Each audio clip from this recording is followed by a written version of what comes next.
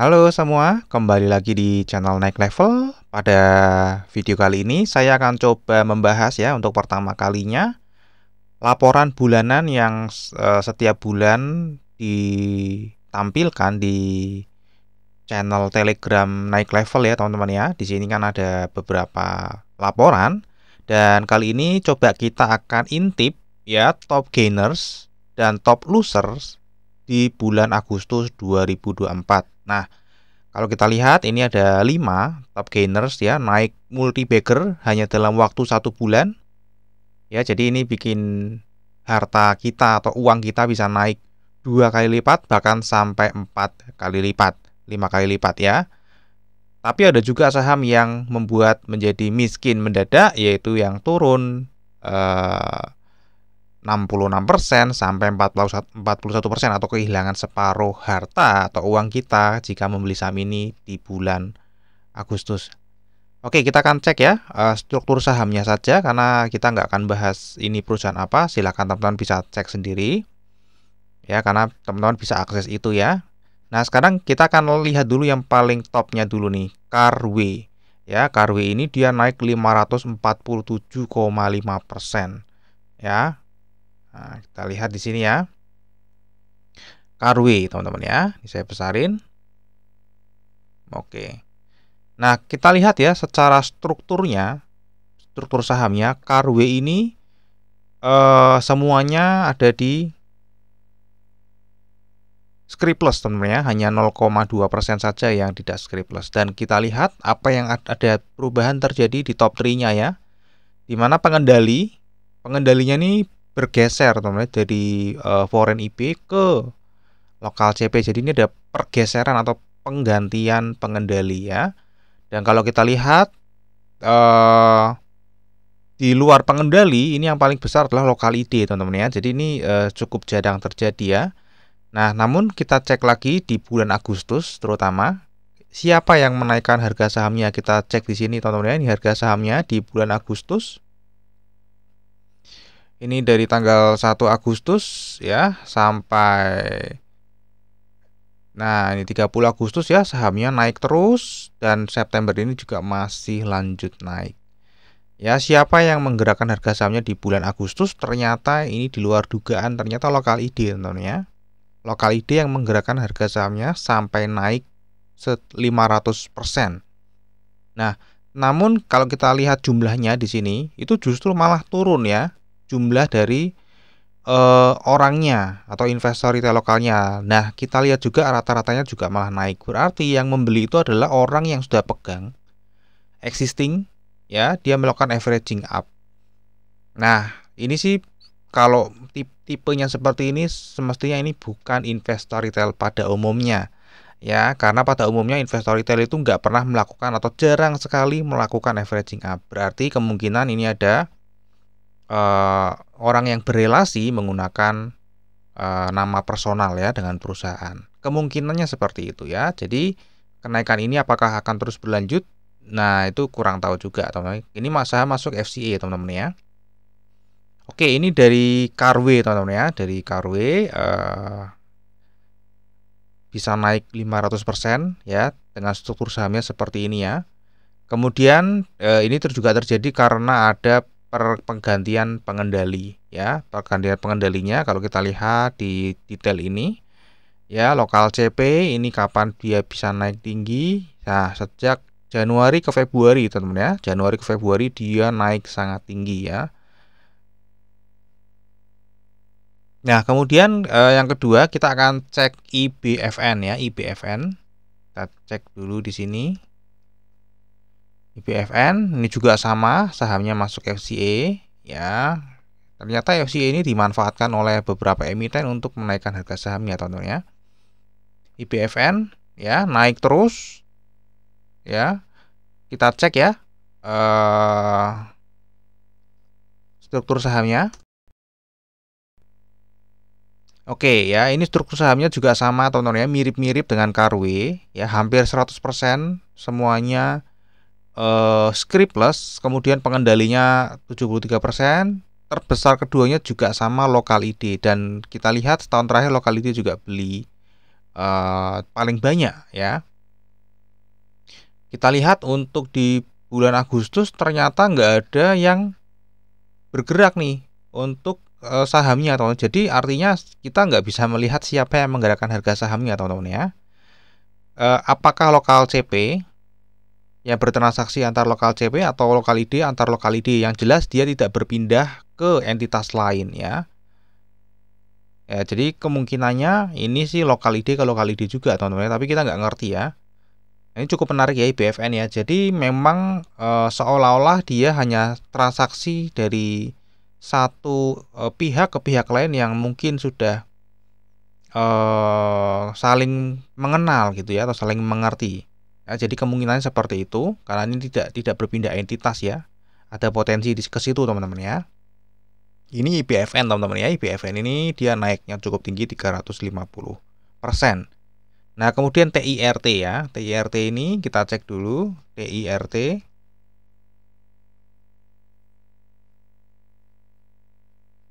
Nah, ini sama juga, teman-teman ya.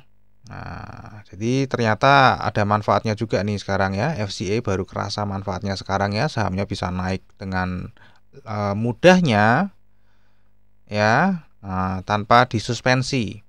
Nah, lihat ini naik beruntun terus ya. Ini masih naik lagi, turun kemudian naik lagi ya. TIRT, kita lihat TIRT.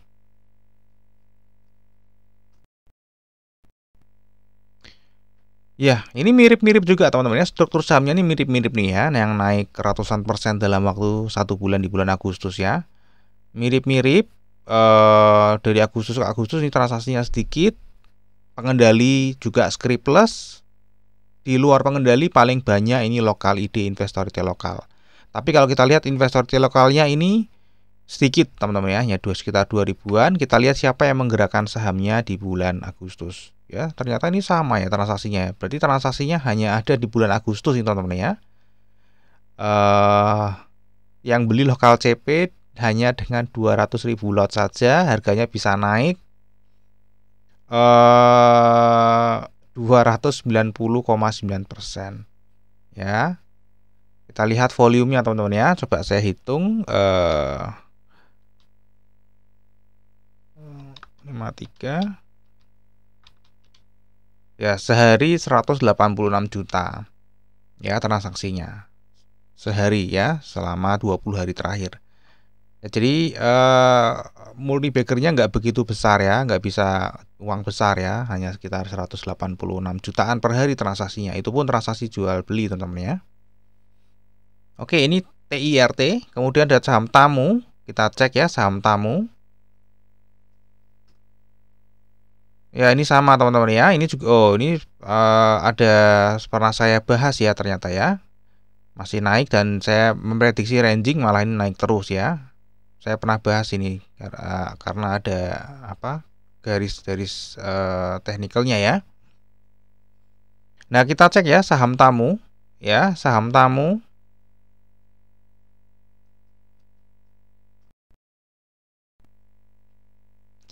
Oke, ini juga sama mirip-mirip, tapi ada perbedaan sedikit ya. Kenapa? Karena di luar pengendali ternyata pemilik terbesar keduanya bukan lokal ID. Lokal ID ini masih sangat kecil ya, masih sangat kecil. Kemudian kita cek, nah lokal ID-nya di Agustus juga menjadi penggerak ya, 28 juta lembar saham dibelinya dari, nah ternyata yang jual sama-sama investor asing, sama-sama investor retail, cuman beda kewarganegaraan saja ya.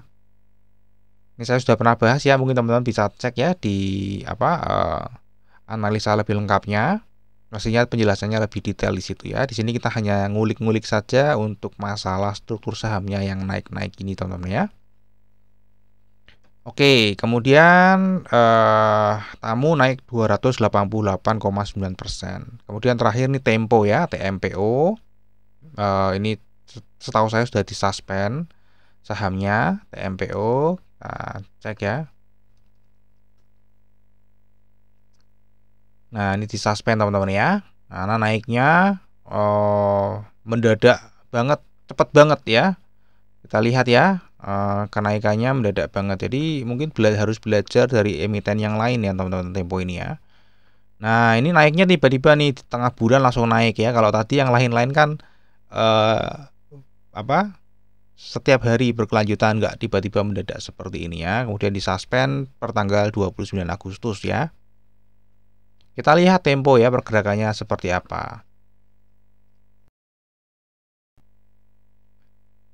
Oke, ini sedikit berbeda ya, karena pengendali di sini tidak scriptless ya, hanya 32,7% ya yang scriptless, itu pun setengahnya masih dimiliki oleh perusahaan. Lagi-lagi lokal ID teman-teman ya, nggak tahu nih kenapa lokal ID kok di bulan Agustus ini menjadi penggerak ya. Kita lihat ya, penggeraknya adalah lokal ID teman-teman ya, dimana mestinya lokal ID yang pada umumnya ini nggak bisa menggerakkan harga saham. Artinya ini ada peran seseorang atau market maker atau bisa jadi perusahaan sendiri yang menggunakan nama personal untuk menampung ya atau menaikkan harga sahamnya, karena pada umumnya nggak seperti itu. Kita lihat ya, ini juga nggak bertambah teman-teman ya jumlah holdernya ya. Jadi ini di luar pada umumnya ya teman-teman ya, investor retail lokal pada umumnya adalah averaging down ya. Kalau harga naik terus dia biasanya berhenti. Ya, kalau harga naik terus dia biasanya FOMO, beli terus harga mulai turun nyangkut ya, biasanya seperti itu. Atau dia FOMO, beli di atas, naik sedikit dia langsung jual. Jadi nggak mungkin dia beli averaging up tuh rasanya bukan investor retail ya, itu bukan investor retail. Oke, jadi ini TMPO ya teman-teman ya, TMPO ini naik tinggi sekali ya. 5 saham ini di bulan Agustus hanya dalam waktu 1 bulan. Nah sekarang kita akan cek yang top losernya ya, Visi. Nah ini Visi kita lihat ya. Wah ini habis naik terus nih teman-teman ya. IPO-nya baru 2024 naik terus. Nah tiba-tiba kerja keras naik dalam waktu berapa bulan nih, dari Februari ke Agustus, lebur lagi masuk ke sini hanya dalam waktu 1 bulan ya. Kita lihat ya dari sini Agustus ke bulan Agustus ya. Jadi dia sudah naik terlebih dahulu. Nah kita cek ya, kita pelajari teman-teman ya, kita pelajari Visi. Nah Visi ini sebentar, ini karena IPO-nya belum setahun ya. Kita cek dia IPO di bulan Februari, jadi kita ganti di sini Februari ya. Oke. Ya. Nah, sejak IPO pun dia sudah 99,92% ya. 99,92%. Kemudian dia ada yang beli nih foreign IP ya. Nah, ini saya juga sebenarnya sedikit penasaran ya, kenapa foreign IP ini cukup berperan ya dalam saham-saham IPO ya. Nanti saya coba akan cari tahu ya. Nah, beberapa saham IPO ini ada foreign IP yang beli, kemudian dia jual lagi ya. Sekuritas juga sama ya, apakah ini underwriternya atau bukan ya. Oke, ini dibeli ya teman-teman ya. Jadi dibeli, dinaikin harganya ya. Naikin harganya, kita lihat di sini ya. Kemudian pada saat bulan Agustus ini juga yang beli investor retail lokal ya, tapi yang jual, nah ini mulai jual foreign IP, sekuritasnya mulai dijualin semua teman-teman ya. Tapi ya sejak awal memang sudah seperti ini ya. Sejak awal sudah sedikit mengkhawatirkan secara struktur sahamnya, meskipun ternyata naik terus ya. Nah ujungnya akhirnya barulah ketahuan di sini ya. Nah akan tiba saatnya seperti ini. Oke, ini yang Visi teman-teman ya. Yang Visi ini sama-sama lokal ID. Jadi ini karena apa? Saham-saham kecil ya, pastinya di market makernya mestinya orang lokal teman-teman ya. Investor asing nggak main saham seperti ini ya teman-teman. Oke, kemudian yang berikutnya Bapi. Ya, kita cek dulu Bapi. Oke, Bapi ini dari 50 ya. Dari 50 masuk ke FCA, kemudian tiba-tiba drop ya. Jadi ini wajar aja. Kita lihat Bapi ya. Oke, Bapi ini ya, ini saya balikin dulu dari Agustus ya. BAPI ini memang mayoritas sudah lokal ID ya, makanya nggak heran sahamnya 50, nggak gerak-gerak. Dan uniknya di sini ada reksadana yang nyangkut, reksadana lokal teman-teman ya. Dan terakhir begitu FCA, ini reksadana lokal yang jual. Ya, reksadana lokal yang jual dibeli oleh investor retail lokal teman-teman ya, ditampung oleh investor retail lokal, tapi dia masih nyangkut cukup banyak nih reksadananya teman-teman ya. BAPI ini ya, mestinya kalau reksadana ada di sini, perusahaannya biasanya cukup oke ya, tapi nanti coba teman-teman cek ya. Saya nggak akan bahas ini perusahaan apa dan fundamentalnya seperti apa, nanti kelamaan ya. Nah, setelah struktur saham ini memang dikuasai mayoritas investor retail lokal ya. Pengendali nggak ikut-ikut di sini, nggak ikut-ikut saham script plusnya. Ini untuk BAPI, kemudian untuk TGRA ini turunnya 47,6%. Kita akan cek TGRA. Oke, TGRA ini cukup fluktuatif ya. Dia masuk FCA di Maret, kemudian turun, naik, turun, naik, turun, naik nih. Ya, oke nih. Ya, ternyata ada peluang juga ya di saham-saham seperti ini, teman-teman ya. Kita lihat ya, likuiditasnya di sini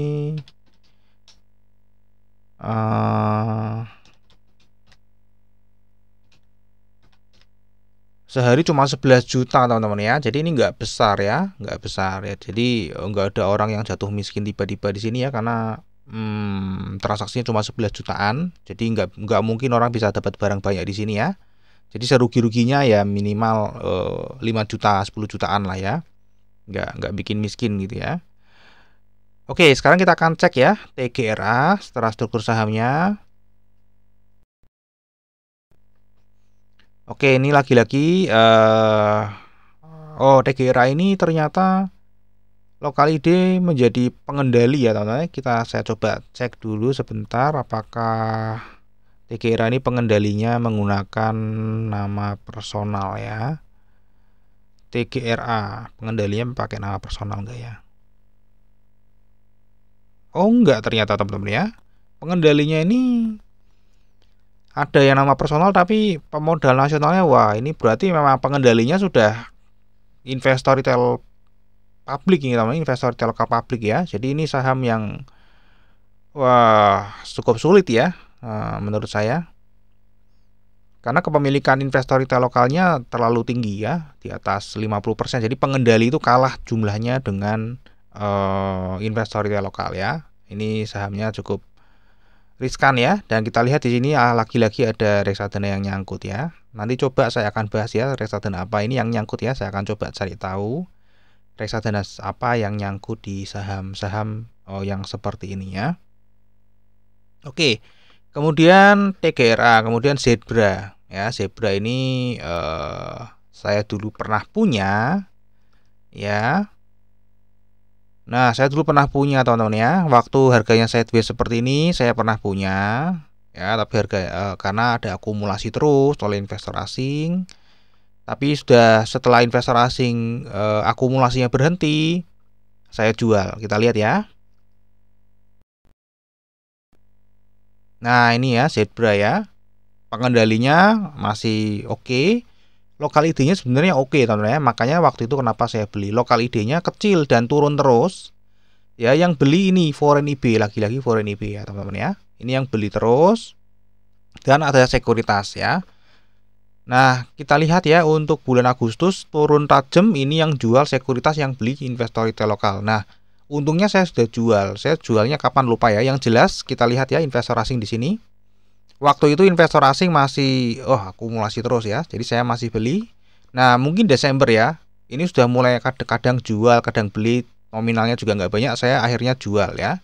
Saya rugi tapi nggak banyak ya. Dan ya memang ini resikonya seperti itu teman-teman ya. Karena bidnya itu kecil ya. Jadi untuk jual itu mesti harus rugi. Ya, nggak bisa cut loss. Harganya sih kalau sebenarnya nggak floating minus, tapi begitu mau jual karena tidak ada likuiditas, jadi ya mau nggak mau harus dihajar kiri terus sampai harganya turun ya. Ya ini pengalaman lah ya. Saya sudah nggak mau, waktu itu saya belinya nggak banyak ya, sesuai dengan likuiditasnya ya, dengan resiko yang saya sudah hitung ya. Untungnya sudah cut loss teman-teman ya. Saya cut loss di situ ya. Saya lupa Desember lu kapan ya. Nah, ini di sini mungkin ya, sempat turun kan. Turun ini saya jual ya, pelan-pelan ya, nggak satu kali hit ya. Jual lagi, besoknya jual lagi ya, cicil jual terus ya. Karena apa? Karena tidak sesuai ekspektasi ya, investor asingnya mulai stop jual. Ya, wah ini saya beli karena alasannya ini. Ternyata di sini dia berhenti dan beberapa kali sempat jual ya di perharinya. Jadi saya cut aja karena tidak sesuai ekspektasi, dan ini fundamentalnya resiko jangka panjangnya tinggi ya, karena perusahaannya merugi. Jadi saya nggak berani tahan atau averaging down. Jadi saya cut loss. Oke, ini untuk Zebra ya, investor retail lokal kembali membeli di bawah ya. Ini terafili masih itu ya, ada hubungan dengan Pak Hari ya, ini punyanya kakaknya atau adiknya Pak Hari perusahaannya ya. Oke, ini untuk Zebra, kemudian SSTM ya. Terakhir SSTM kita cek dulu. Nah, SSTM ini dari 50 ya. Dia stuck di sini ya, kemudian tiba-tiba kayak seolah-olah disuspend ini ya, kayak disuspend turun, disuspend ya. Mungkin nggak tahu ini disuspend apa enggak ya. Nah, kita lihat teman-teman ya, di sini ada tanggal di September ini jumlah value-nya cukup besar ya, volumenya dibanding rata-rata. Kita lihat di sini transaksi perharinya hanya 77 juta ya teman-teman ya. Jadi ini tidak terlalu liquid ya sahamnya ya, SSTM. Nah, kita lihat ya SSTM struktur sahamnya. Oke, ya ini pengendali tidak ikut Discrete Plus. Yang Discrete Plus itu yang menguasai mayoritas investor retail lokal ya. Jadi kalau kayak gini saya nggak heran ya. Sahamnya pasti seperti ini. Kalau 99% investor retail lokal tuh ya kemungkinannya cuma 2, dia akan sideways atau dia akan turun. Naik pun itu hanya sedikit ya. Naik ini tiba-tiba ada orang, mungkin ada influencer gitu ya, atau ada grup-grup yang merekomendasikan saham ya, kemudian merekomendasikan saham ini, kemudian dibeli jumlah banyak, naik ya, sehingga wah bener nih naik nih, akhirnya pada FOMO di atas, naik terus ya. Kemudian setelah habis ya, followernya sudah beli semua, habis bingung kan, karena nggak ada yang beli lagi, yang beli cuma mereka ya. Tiba-tiba sideways, orang sudah mulai bosen ya, wah kok nggak naik-naik lagi, nggak sabar, akhirnya pada mulai jual ya.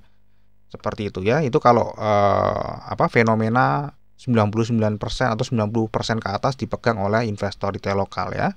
Bisa bergerak naik tapi sangat terbatas ya, nggak mungkin naik terus. Kecuali tadi ya, investor retail lokalnya yang tidak umum ya, bukan investor retail lokal pada umumnya. Oke ya teman-teman ya, ini adalah pembahasan ya, karena saya setiap bulan report ya, ini sesekali saya bahas reportnya teman-teman ya. Kali ini top gainer dan top loser di bulan Agustus.